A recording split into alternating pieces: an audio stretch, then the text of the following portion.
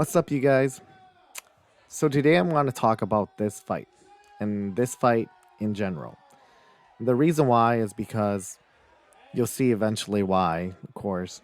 But the guy on the left is a Wing Chun guy, the guy on the right is an MMA guy. And they're going to fight in a cage fight. Now, this is a mixed martial arts competition, and you're going to see, of course, ground, stand up. But in this situation, you're actually going to probably see more ground than stand up. The reason why I want to bring this up is because, see, I don't want you guys to think that I'm bashing on the Wing Chun community or the Kung Fu community at all. I want you guys to understand something. And that is that you can't say one art is better than the other art. You can't say your art is the best art in the world because here comes along somebody who probably doesn't know anything that could probably just beat you up because you've been doing an art that doesn't work at all. And this guy doesn't limit himself to anything, so he just comes in there and beats you. And that's the biggest thing.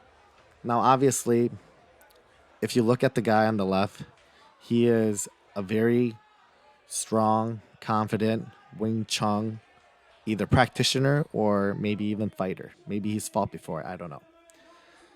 But my whole purpose of this fight is to show you that the art itself is not as important as the person. So obviously, Wing Chun guy's on the bottom, getting pounded by the MMA guy on top, and the MMA guy chokes him out. And that's pretty much about it. That's the entire fight. And it's really sad because I don't know this guy, but just one look at him, he's very confident about his art. So he's probably been training for maybe 5 to 10 years, let's say. When you train in an art that long, you are a very well respected martial artist. But when you compete with that art, it might be a different story. Now, is it because you've been training in the wrong art? Is it because you've been doing the wrong art the entire time? No. It's just that not every art was designed for fighting. There are some arts that was trained and done for demonstration purposes. It was for more presentation than it was for an actual fighting. If you are going to get into the fight business and get into cage fighting, you have to prepare the right tools for that particular thing, whether it's cage fighting, whether it's competition, whatever it is, you got to prepare for it. Because a taekwondo guy would never go to a jiu-jitsu match and use taekwondo because jiu-jitsu is all on the ground. And the other way around, jiu-jitsu guy would never go to a taekwondo match using jiu-jitsu because taekwondo is just all stand-up. So you have to understand that.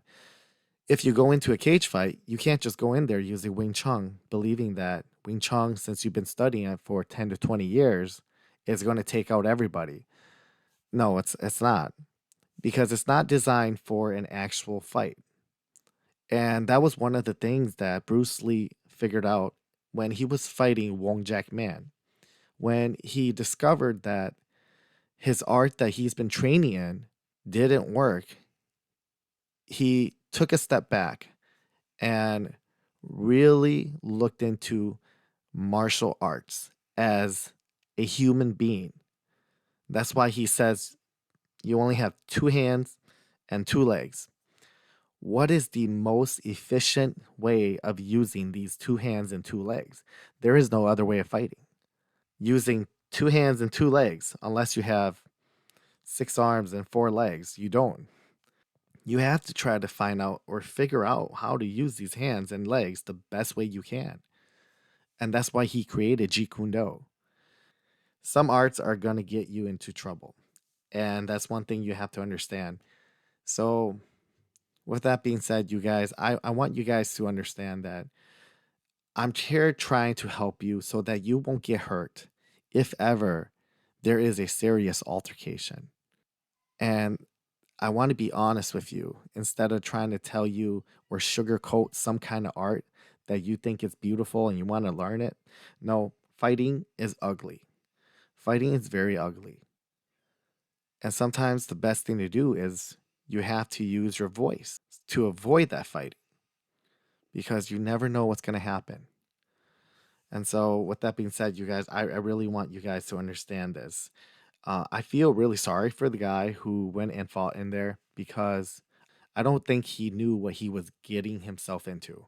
He got hurt pretty bad, as you can see.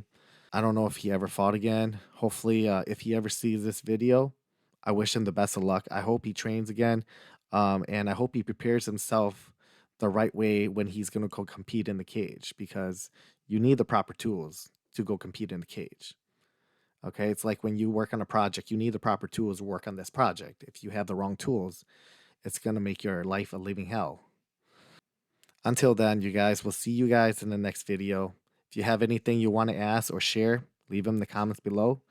I'm always open for discussions and conversations, so hit me up and I'll talk to you guys soon. Take care.